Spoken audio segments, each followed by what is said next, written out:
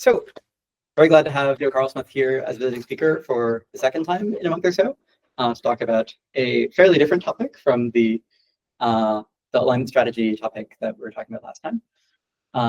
There's a lot of overlap between that audience and this one, but for a brief bio for those who are new, Joe is currently a senior research analyst at Open Philanthropy, where he's studying and writing about a pretty wide range of topics around kind of AI strategy, futurism, ethics, effector altruism, and I think has done, by virtue of having this sort of very, very broad scope, I think has done some of the most interesting thinking on just kind of like, what is our situation with respect to AI in general? This has included significant threads on AI welfare and sort of how do we relate to the fact that we are building and trying to control potential beings with potentially significant moral status, which is the theme of the talk today. So thanks, Graham.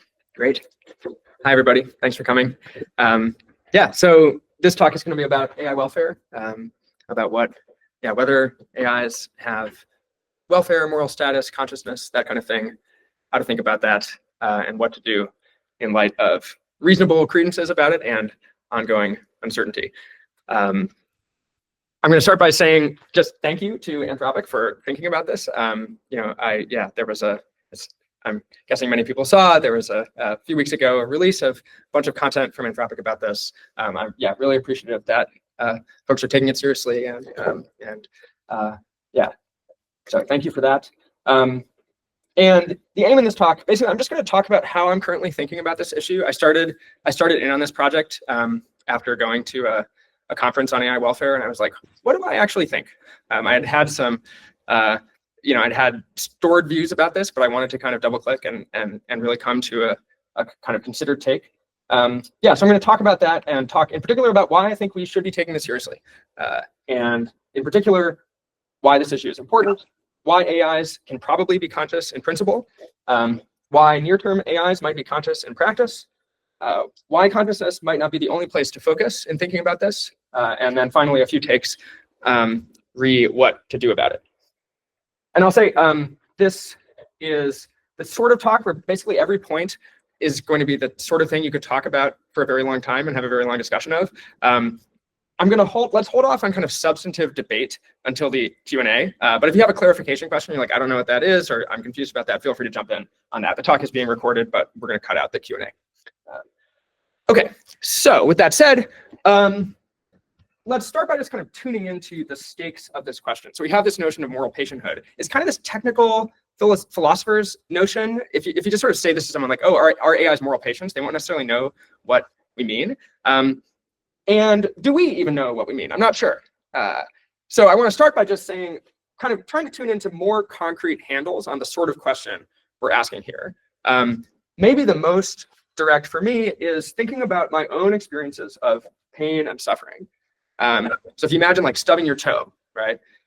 Now let's not even use words. Don't even know words. Just what is that? There's something that sucks about stubbing your toe, right? Who knows if it's consciousness or not? That's too technical. Just there's something bad about stubbing your toe, and I don't want other people to have that bad thing either. And we can think about other experiences of suffering. So really just tuning into sort of that, just whatever that is, and you can kind of unknow about exactly what you're pointing at. But there's something in pain and suffering that I think is very intuitive that we don't want, not just for ourselves, but for others as well, including the AIs. So that's one handle we can start with. Another handle is to think about cases where that in that feels like it's genuinely uncertain whether that's at stake, right? So if you think about you're at the dentist and they're about to drill and they're giving you the anesthetic, and a little part of you starts to wonder, did the anesthetic work? What's about to happen to me, right? Okay, so what is that question? There's some stakes to whether or not the anesthetic worked. Something is either going to be there or not. So what's that? What's the difference? Same with, we have these horrifying cases of patients with locked-in syndrome who are conscious, they're being operated on. They report later that they were there, they were kind of internally screaming. That's another kind of the difference between that happening and someone being unconscious, right? Babies, for a long time, people just thought babies weren't conscious and kind of assumed they weren't conscious, operated on babies without anesthetic. Animals, clear case. So that's another way in. Another one is thinking about attitudes like empathy, love, respect, an experience of someone as a thou as opposed to an object. What is that pointed at? What's on the other side of empathy or love or respect? When you treat something with empathy or love or respect, what is the thing such that it feels appropriate to treat it that way, right? And again, you might be like, well, because it's conscious. I'm not sure yet, right? I'm going to talk later about whether we should be only focusing on consciousness here, but using that as a handle, there's something on the other side of these attitudes. And we might not know what that is yet, but there's something there that we care about. Another way in, there's this movie from Steven Spielberg called AI. It's got Haley Joel Osment. I think it's a kind of underrated AI movie. I recommend it. It's very weird. And there's a scene in this movie where these robots get captured and they get taken to what's called a flesh fair, where there are these humans who destroy robots for sport. So they melt them in acid. They kind of fire them through cannons. The robots are like saying goodbye to each other. The humans are jeering from the bleachers. And the main character robot at one point gets taken up, and the announcer is saying, look at this living doll, this tinker toy. And we're only demolishing artificiality. And he's like screaming as the acid drips on him. Okay, so imagine that aliens capture you and take you to a flesh fair of this kind, right? And the aliens point to you and they say, look at this living doll. Look at this tinker toy. And you're like, they're missing something, right? You want to be like, I'm not a doll. Okay, so what is it to be not a doll? What is the thing that you're trying to stand up for in yourself when the aliens kind of treat you as a toy? And then finally, we can think about historical cases where we've gotten something about moral patienthood very deeply wrong. So we can think about slavery, we can think about factory farming, other cases. Obviously, they're going to be that. It's important if we're getting into the details on that. There's a lot to say about the differences and similarities with AI. I think this is a place we should be clear and cautious. But I think it is something to have in mind when we think about moral patienthood. You can get this really wrong in ways that are some of humanity's greatest sources of shame. So that's a little bit about the stakes. I think it's also worth saying a little bit more quantitative about the numbers. So currently, it's not clear how to think about the computational capacity of the brain. I did some work on this a while back. I think it's actually a really messy topic. If you treat the brain kind of like an artificial neural network, and various other estimates are in the same ballpark, you get something like 10 or 1e15 flops per second. On that estimate, a frontier training run is already the compute equivalent of more than 1,000 years of human experience, which is a long time. If you imagine yourself going through some training process for 1,000 years, that's a serious chunk of experience for a human. Training run's currently growing 4 to 5x per year. Maybe not sustainable, but that's going up fast. If we got to the point where we were doing the compute equivalent of 1 million Grok-free runs per year across inference, training, etc., there would be more AI cognition than human cognition happening. And the ratios only get more extreme from there. And in the long run, by default, most cognition, I think, is likely to be digital. So if that cognition is moral status possessing, then most of the moral status would be digital too. So the eventual stakes here, I think, are very serious. Now, that said, I think we should also think about the possibility of over-attributing moral status to beings and to AIs. So candidate real-world cases here include some of them. These are controversial, but you can think about stem cells. You can think about early-stage fetuses. Depending on your view, you might think that's a case of over-attribution. We can also talk about literal cases in which humans seem inclined to over-attribute to AIs. We can talk about Blake Lemoine. We can talk about people being kind of very easily tripped into seeing very simple chatbots as kind of sentient or agent-like. And then more fancifully, we can talk about cases like, suppose maybe you don't cure cancer, because what if your pipettes are moral patients, right? Or your petri dishes or something like that. So you have some concern and you throw away some like really concrete benefit for the sake of some esoteric concern about moral patienthood. And then we can talk about more extreme cases in the real world. So in particular, increasing other sources of risk from AI and harm from AI, or delaying benefits, really serious benefits from AI, in virtue of a false or sloppy picture of AI welfare. And I think these stakes are very real too. I think it can seem kind of easy to talk about, the precautionary principle and it can also seem kind of virtuous to be very profligate with your care.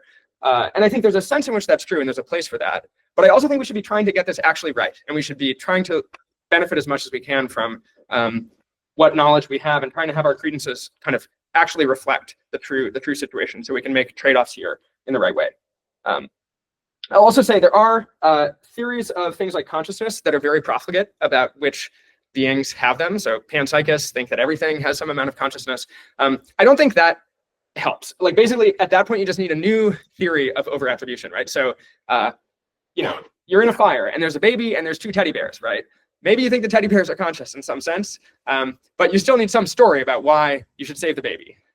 Or I claim you should save the baby. And I claim that if you don't save the baby, if you save the teddy bears, then that's a type of over-attribution. You're giving something to the teddy bears that they don't have, or you likely are. So those are a few comments about the stakes. Now let's talk a little bit about consciousness. So by far the most intuitive condition for moral patronhood is consciousness. If you talk to people about AI welfare, you can get the quickest way in is just to be like, are the AIs conscious? And this is what's the theme of Anthropic's recent content on this. Specifically, the type of consciousness I have in mind here is phenomenal consciousness, what it's like, subjective experience, etc. And that's a sort of esoteric definition. You can also talk about definition by example. So you can talk about like canonically conscious experiences like pain, red, joy, pain, that kind of thing. And then you can talk about, okay, what's the most natural thing that those canonical experiences have and rocks, digestion, tables don't have, we think, right? And kind of that's another way of defining it. It takes some stand on things like panpsychism, but it's another way in. And I think a mistake to not make in this context is to dismiss the consciousness of beings that you're conceiving of mechanistically. This is a sort of known trait of human thinking about consciousness, that when you think about something from a kind of mechanistic perspective, it doesn't seem conscious. And people will often do this with AIs. They'll sort of be like, the AI is just a GPU. It's just matrix multiplication. It's just something. And you have some picture of this just. And then it doesn't seem conscious, conceived of that way.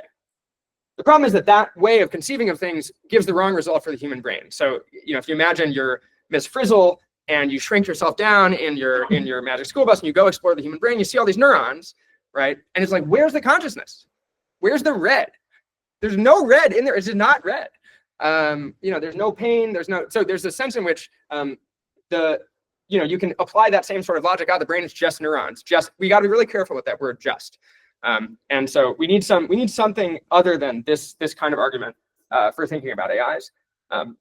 Unfortunately, consciousness is just famously it's just this incredibly mysterious, difficult thing to think about. It's probably the biggest kind of ongoing mystery in our fundamental conception of the universe, which is a shame. It's a real shame that is also plausibly the source of most or all moral value, that these things came together. Is that a coincidence? I'm not sure, but it's rough. Regardless, though, we got to deal with it. There's a lot of uncertainty. So obviously, this is going to be a game about credences. The thing to think about when you're doing AI welfare is definitely not to be like, all right, first I'm going to solve consciousness, and then I'm going to apply that solution to the AI. As much as many people I know seem to be taking this approach, we're not going to solve consciousness. The game is to have reasonable takes on it and to act reasonably in light of our uncertainty. So with that said, now I want to talk about a kind of high-level argument for taking near-term AI consciousness seriously. This is kind of my version of an argument that has also been offered in a recent report from a bunch of experts on, called Taking AI Welfare Seriously. The way I'd put it is something like, 1, AIs can probably be conscious in principle. I'm going to talk about all these premises in a second. 2, near-term AIs are plausibly going to have a bunch of consciousness-associated behaviors and capacities. I'll talk about what I mean there in a second. And then 3, near-term AIs are plausibly going to satisfy various admittedly underspecified computational theories of consciousness. And I've got a big list over there. We can talk about those in more detail if you want. So it seems like a pretty live possibility that they're conscious. That's the argument. Notably, this is not a deductively valid argument, so we can talk about it. But that's the sort of vibe. There's just like a way of putting it is like we have a bunch of ways of telling whether a being is conscious. The AIs are just going to satisfy a bunch of them. A lot of the thinking that we have about consciousness is going to make AIs look conscious, not all of it. So that seems like a reason to think that AIs might be conscious. So I'll say a bit more about the type of AI I'm talking about here. And what I'm going to do here is I'm going to kind of throw in a big bucket of the sorts of indicators I just talked about, and then we can talk about what happens as you subtract some of them. But I think all of these are plausibly the sorts of things that near-term AIs will have, especially if AI kind of kicks off. So maybe the most important to me is the AIs are going to have very sophisticated models of the world, very sophisticated models of themselves and the difference between themselves and the world, and then also kind of introspective capabilities. So they're going to be modeling their own thought processing, their own motivations, being able to report that accurately. Then from a kind of computational perspective, we can specify, let's say they have recurrent processing, they have higher order representations of their internal states, they integrate different sensory inputs into representations poised to feed into action, they have a model of their own attention patterns, they have predictive processing. This is me just throwing in the sorts of computational theories that are in the literature, all of which just seem like plausibly the kind of thing that AIs could have. It's not clear that AIs will have that, but it's definitely not ruled out, and you can certainly imagine future AIs that satisfy these theories. And then we can throw in some other stuff as well. So make them agentic, make them display kind of clear preferences about things from a behavioral perspective, planning, desire and aversion behavior. Give them long-term memory, give them learning, give them a coherent narrative identity over time. And then give them a body. People love talking about embodiment. It doesn't seem like embodiment should matter to me, but throw it in there. It's a classic thing for AIs to have, robot bodies. So this sort of AI is kind of like, a way of thinking about it is just like, this is the sort of AI that shows up in movies about AIs. Robots, they seem like they know what's going on in the world. They have a conception of themselves. Notice many of these movies, they don't say, and the AI is conscious or anything like that. But it becomes very, very natural to think of it as conscious. And I want to talk about what kind of clue that might be. As I say, I'm not saying these properties are all necessary for consciousness. In fact, I think they aren't. And I'm not saying the AIs will have all of them. I'm just thinking, like, suppose you throw all this stuff in. What should be your take about consciousness? And then we can talk about, as you subtract some of these properties, your credence should go down, but I don't think it should just plummet. You should be kind of adjusting smoothly. Yeah, and so I think a big thing that gets me interested in this is I think these AIs, if you're hanging out with them, like you imagine just hanging out with a robot that satisfies all of these conditions, it's just going to be like, hi. Like, it's just going to be there. Right? And you're gonna be like, hello, it's like, yep. And then you do stuff, it's like tracking what's going on. It's gonna be really triggering your like, this being is here in the room with me sense, right? And not in some shallow way where like, then you do something and it stops doing that, right? It's not like there's gonna be some obvious behavioral test that it's gonna fail. It's just gonna fully seem like a kind of present being responsive to you, tracking itself, its own internal states, you, the world.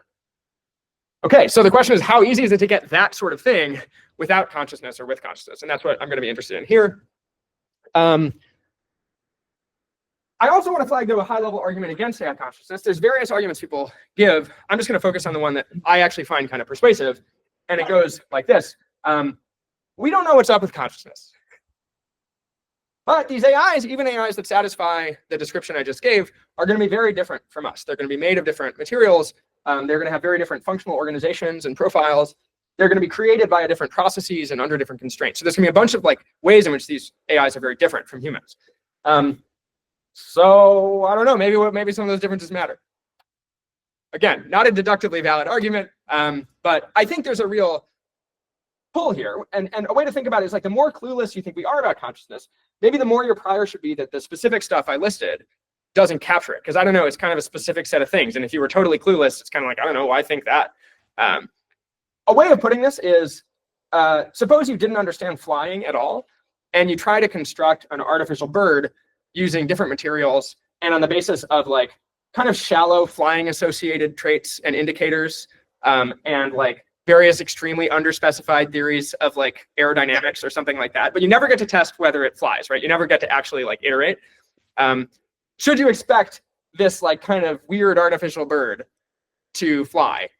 And you might think, no, I don't know. It's like flying. It kind of takes a specific thing to happen. If you didn't understand it, you kind of shouldn't think that specific thing has happened. Again, I don't think this is a knockdown argument. I'm going to talk about why not, but I think this does give me pause. This is the sort of dialectic. Basically, I take both of these arguments kind of seriously. I think these AIs are different from us. We don't understand which differences matter and which don't. So it just seems possible something is lost that's important. That said, I think there's more to say. First, I think we have time for this. I'll just say a few things about why consciousness is kind of tough in general. A way of framing it is their consciousness seems both hidden from and known to the physical world. So hidden from in the following sense, it feels like there's some kind of gap between physical facts and consciousness facts. And people put this in different ways. One is that kind of physical and consciousness facts seem conceivable one without the other. So you can imagine kind of it is often thought conceivable that you could have physically identical human P-zombies who are not conscious. Similarly, you could have kind of ghosts without, you could have your experience with no body. It's also thought that there's some way in which you kind of can't infer consciousness facts from physical facts. So you imagine Mary, she's in a black and white room. She's a vision scientist. She knows everything there is to know about red, but she's never seen red. And she comes out. It seems like she learned something new, something she couldn't have figured out in the room. So there's some kind of knowledge gap. And then sometimes people just have this intuition that kind of, you can tell me everything about the physical stuff. You're just not going to explain consciousness. It's not the same. That's the explanatory gap. So this is the central motivator for non-physicalist views about consciousness, the sense that there's this deep kind of difference between them. But then on the other side, consciousness is also known to us because it causes stuff, or it really looks like it causes stuff.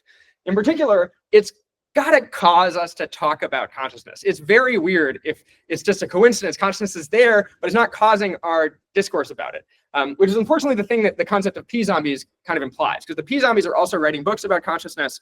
They're really wondering about it, but they don't have it. And that's a very weird conclusion, because it would kind of suggest that your consciousness knowledge process is not actually sensitive to consciousness. It can just run without detecting that consciousness isn't there. Very bad conclusion, in my opinion. Also, it seems like consciousness, naively, we take other conscious states to cause stuff, pains causing stuff. Plausibly, consciousness evolved for a reason, which means it would have some kind of causal hook in the world. We can talk about, is it a coincidence that the kind of qualitative phenomenal character of pleasure is positive, and pleasure's functional role is also a kind of attractive role? So we can talk about a bunch of stuff here. Overall, I think it's consciousness. We're going to want consciousness to be knowable and therefore kind of causally relevant. So in that sense, it's kind of integrated in the physical world, even though it's intuitively kind of importantly different and kind of unknown to the physical world. And we just, as a civilization, we haven't solved this problem. We don't know the answer, or we have yet to be fully unconfused.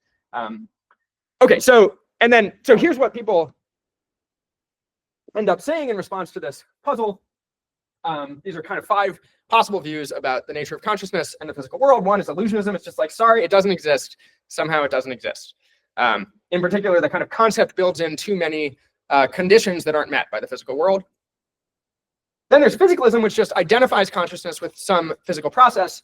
I tend to split this into 2 categories. One I'm calling deflationary physicalism, where there's no kind of extra deep hidden fact that consciousness represents. It's identical with some physical process, but not in a kind of way that validates your sense that this is an extra thing. Once you know all the physical facts, you really know all the meat, and then the rest is kind of this conceptual question about how you want to define the term consciousness.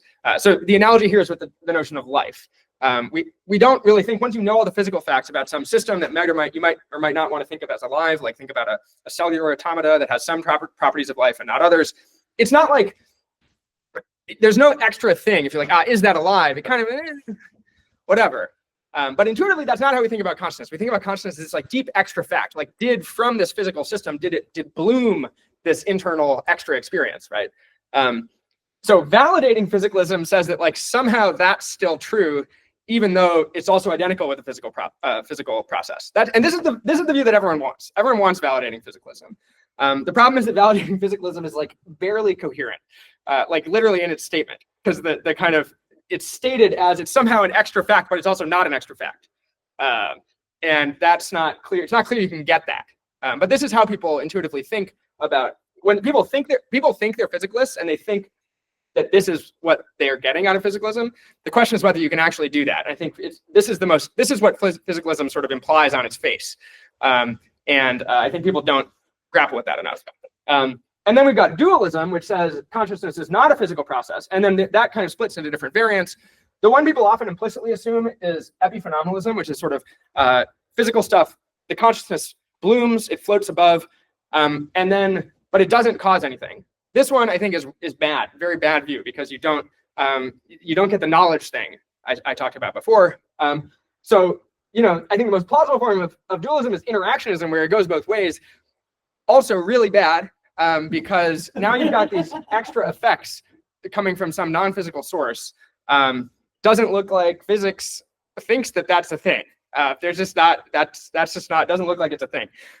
Anyway, so there's a lot to say about all of these. None of them are especially good, and that's a problem.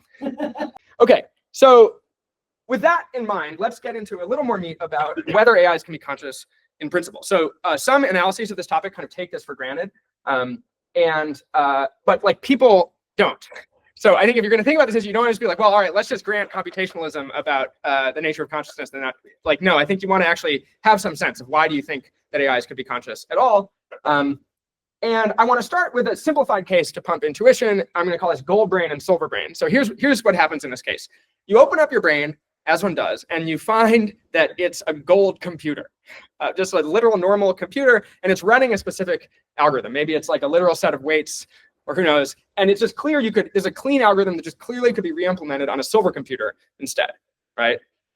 That you find that is your nature. You are a gold-brained creature. Now, should you think that if you re-implement this algorithm on a silver computer, that it will be conscious too? Now, you could be like, maybe it's something special about gold. Maybe consciousness literally is gold, just gold. That's what it is. So how do you know that's not true, right? I'm saying this because, so if you talk with people who have very biological views about consciousness, I think many of the arguments will also apply in this case. There's some that don't, but many will. And so I think it's useful to think about them kind of in the clean case like this. Okay, so 3 related arguments against like gold is special. Gold is what you need for consciousness. One is you can gradually replace, let's say that, again, let's hypothesize that this is possible with this computer. You can go in and gradually replace little bits of the computer with silver rather than gold, while keeping the algorithm running just the same, right? And so you do this process and you never notice. You're just going like, yep, still conscious, still conscious, still conscious. Okay, so it's kind of weird if your consciousness either fades out or drops out entirely and you don't notice, is the intuition. Then there's a different argument, which is kind of epistemic reliability. The process by which you know that you're conscious isn't sensitive to gold versus silver. So it's not detecting this is kind of a repetition of the gradual replacement argument, but it's in a different frame. Like the thing, when you detect that you're conscious, your algorithm is not detecting something about gold versus silver because it gives the same output in the silver case, we'll assume. I mean, it would be pretty interesting if when you transition to silver, suddenly you start going like, wait, it's all weird. I'm not conscious. No, everything's weird now. That would be different, but that's not by hypothesis what will happen because the algorithm is going to run the same. And then finally, there's this kind of anti-Copernican quality. Like if you really think, like why gold versus silver? Why do you think your material is special? So like a way into that is imagine that you got made by aliens and they just flipped a coin about like, should we do gold? Should we do silver for this guy's brain, right? And like lucky you got the conscious one. You could have got the unconscious one. You would have thought you were conscious.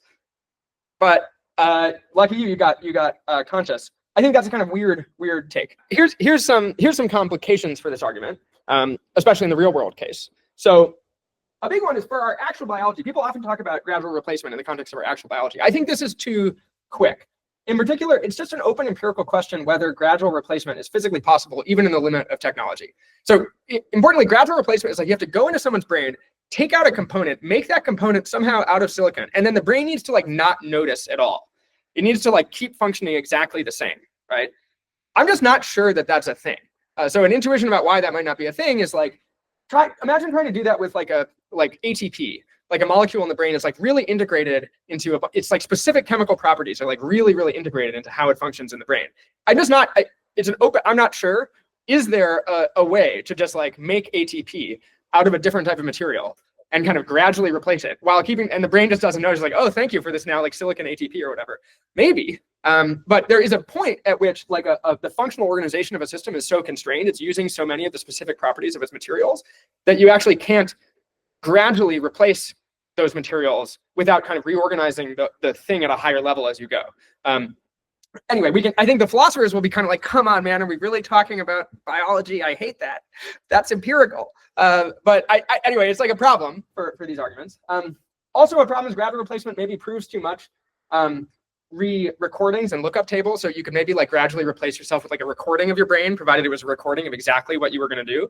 And like, do you want to say that recording is conscious? Same with like a giant lookup table of your brain. Maybe you could gradually replace your neurons with kind of lookup table neurons, and then eventually just have a giant lookup table. That gets complicated.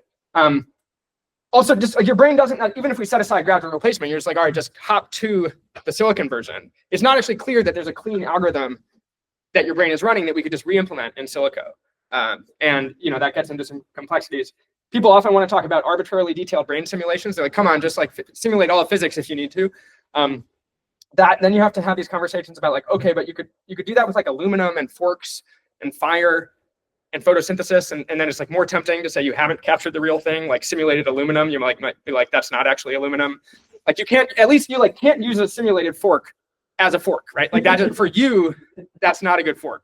And so, and I think sometimes people are sloppy about this. They're like functionalism, therefore you can do it on a computer. But like forks, you can do forks out of multiple types of material. You get plastic forks, wood forks, but computer forks, they don't work. It's not the thing. So you need to talk about that. And then actually getting into the philosophical meat of computational theories of consciousness, I got to tell you, it gets unpleasant. It's not actually a kind of clean, people like this to be this like clean, nice story, something algorithm. Not as far as I can tell. So this is not, I don't actually think this is as easy as some people think. That said, I want to give a different argument for why I think AIs, and even AIs that aren't functionally organized like us, might be conscious. And here's the sort of intuition. So imagine we discover evolved aliens that fully share all of the traits that I listed on the slide about the AIs I'm interested in. So they have all our consciousness associated behaviors and capacities, even like computational, kind of internal computational similarities. And they have this term blargle that they use in a way that just totally maps onto our term consciousness, and including with specific philosophical confusion. So if you ask them about a neuroscientist in an alien neuroscientist in a black and white room, and then she goes out and sees a rose, they'll be like, then she learns the blargle that she couldn't learn in the room, right? Okay, and so, but their brains are made out of pretty different materials and organized in a pretty different way. Okay, I think these guys are probably conscious. If you found those guys, I'd be like, come on, those guys are probably conscious. And so what is the alternative? One could be that by blargle, they mean they're conscious, but they're just wrong. So this would be like the silver creature, who's like, they're sort of talking about the same thing, or in some sense, but it's just not true in their case. I think, again, then you get some of these like anti-Copernican, like, why did we get lucky? They're wrong about consciousness. Another thing is you could imagine that blargle just refers to something else. There's like some other thing in the universe that causes the specific pattern of philosophical confusions. I'm like, I don't know, maybe, but why think that? So I think the most natural hypothesis in this case would be that these aliens are conscious. And in that case, that would mean that consciousness does not require it's kind of substrate independent. We can specify these aliens, their brains are made of silicon or whatever. And that it's in some sense independent of this more details about the functional organization. It could actually be kind of different, but it still seems likely that they're conscious. Now, of course, we haven't actually discovered aliens like this. So it's a little bit unclear what to take from the idea that if you discovered aliens like this, then you would think they're conscious. I think it at least helps clarify kind of whether it's part of our concept of consciousness or part of what we know right now that consciousness needs to be biological or needs to reflect our current like exact functional organization. Okay. What about the AI version though? Those were aliens. Well, so if imagine you produced your AIs by a highly evolution-like process and the same thing happened. So they start talking about Schmargle and they're like, oh, something, Schmargle, Mary's room. Again, I'm kind of like, I think you should think that those AIs ended up conscious. But in the real world case, we're not building our AIs via evolution and letting them just like develop their own discourse about consciousness related things. There are a number of differences. So AIs are produced via a less evolution-like process. They're exposed to our discourse about consciousness, though there are some AI consciousness people who are interested in like training AIs with no exposure to that. They may be trained to give specific takes on consciousness already. I don't know what Anthropic does on this, but it may in the future or whatever, the AIs might just be like decided what they're going to say about consciousness. Though we can potentially, if you had good honesty detectors, you could maybe elicit their true views. And then beyond being trained to give specific takes on consciousness, they may be specifically crafted / trained to seem human-like in other ways or conscious in other ways. So that's a kind of confounder relative to aliens that you just discover and who have just totally independently kind of mirrored your discourse and the behaviors you associate with consciousness. Okay, so then how do we think about the real world case? Well, I think a thing that seems salient to me is that in both the aliens and in the AIs, I think many of these behaviors and capacities are going to be there specifically because they're useful. They're doing something useful for the creature, like modeling the world, self-modeling, modeling your own mental processes. I think the reason we evolve those things is because they're useful. I think that's probably why the AIs will have them at some high level as well. And so a key question is whether we should expect AI minds to fulfill these same useful functions in a way that involves consciousness, right? So an intuition pump is, imagine you meet aliens like in Arrival or something, and you haven't had time to ask them about consciousness specific stuff, but they otherwise seem real conscious. They've got like great models of the world, great models of themselves. They seem really there. Notably, this is what happens with aliens in most movies. There isn't usually a like philosophical discourse about Mary's room. They just seem there, and it's quite tempting to be like, these guys are conscious. You could think not. I have some intuition that consciousness shouldn't require some super specific brittle form of implementation. So like the kind of intuition is like, imagine there's like 2 long division algorithms, and one of them is conscious. And then you like tweak it a little bit, you do it slightly differently, and suddenly it's not conscious, but it's like doing long division, but it's like you did it in a slightly different way. Or sometimes people talk about like, oh, you have some algorithm, but then if you like hash and unhash some part of it, maybe you get rid of the consciousness. And I'm kind of like, I don't know, this just seems random to me. If like random differences in the algorithm that don't like track anything that seems intuitively connected to consciousness can just cancel it, I'm a little like, it's kind of inelegant at least. So you risk losing any intuitive connection to the properties of consciousness, making it lucky. Seeming conscious just sort of stops tracking consciousness. On the other hand, I have some, a kind of counterpoint would be like, suppose you found some aliens and they fly. Is it that surprising if they don't do it in the way that we do, right? So maybe it's not that surprising if they don't have feathers. And maybe there's something similar, like if the AIs are solving a similar problem, but they solve it in a very different way, it may be that they just don't solve it in our way, and our way was conscious and theirs isn't. So this, I find this is sort of where I cap out. I'm a little confused about this one, but I think it's not the case that we should confidently rule out consciousness in a being that has all these capacities, even if for different reasons, if they develop because they're useful in the same way that we develop them because they're useful. Okay, so that's a few takes about consciousness and AIs. Let me say a few things about valence. So particular consciousness can, valence meaning like pleasure, pain, the affective dimension of consciousness. You can have consciousness without that, plausibly. I've thought less about this. There is the disturbing possibility that for a conscious AI, something as simple as learning from negative reinforcement involves some kind of pain. My guess is that this is going to at least like fall out as plausible based on what we know about kind of valence, though, which I don't think is a ton. And that's a scary possibility. So, the 1,000 years of training I talked about earlier, if that starts to involve pain of some kind, obviously there's is it net painful, pleasurable, who knows, but there's still, I find this possibility disturbing. I haven't thought about it a ton.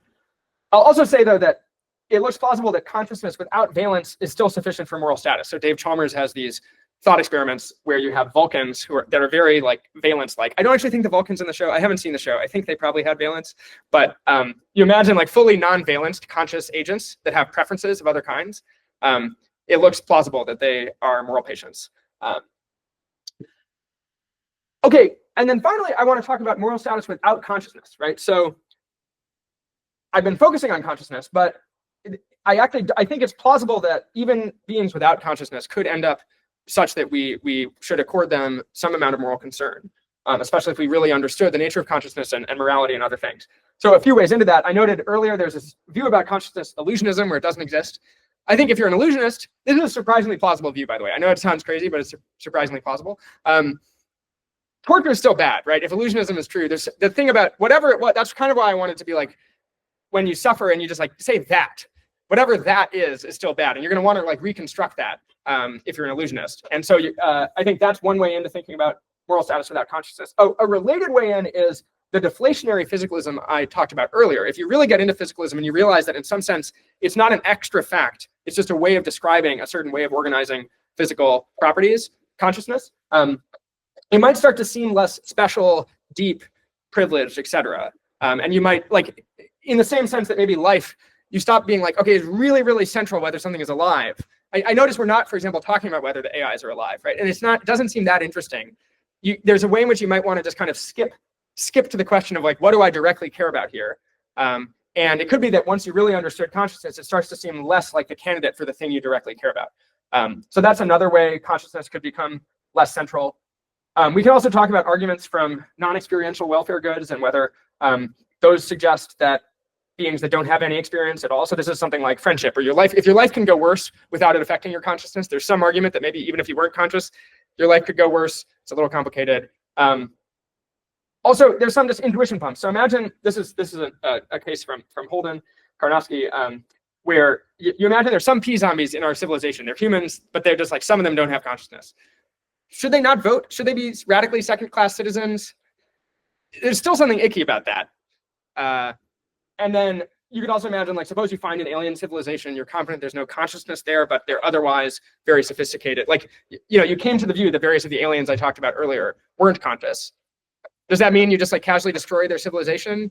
Like they're just, I don't know.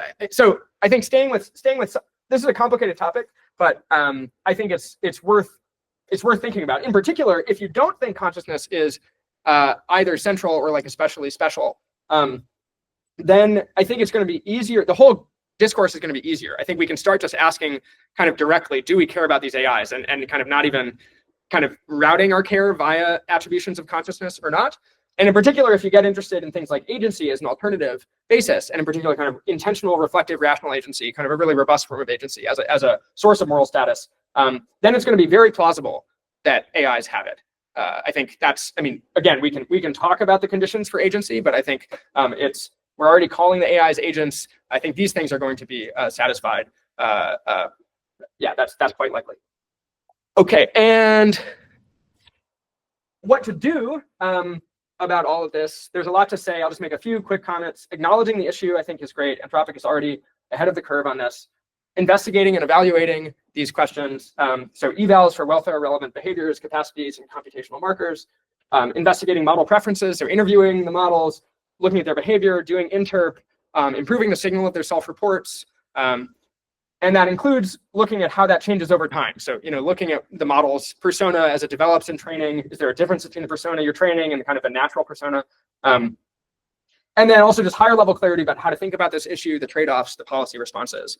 And then I think it's also useful to look for low-hanging fruit in terms of actual just interventions that could help now. Kyle has thought a lot about this, but so satisfying expressed coherent model preferences where possible and cheap. Monitoring for signs of distress, offering AIs more options and opportunities, an option to end distressing interactions, something it's been talked about. Ensuring happy, resilient personalities, saving model checkpoints.